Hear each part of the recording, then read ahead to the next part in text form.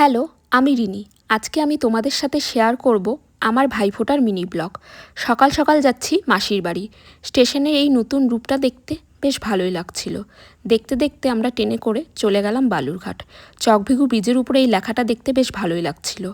আমার ভাই আমার থেকে প্রায় 4 বছরের ছোট। তবুও আমরা একসাথে থাকলে সবাই ওকে আমার দাদা বলে মনে করে।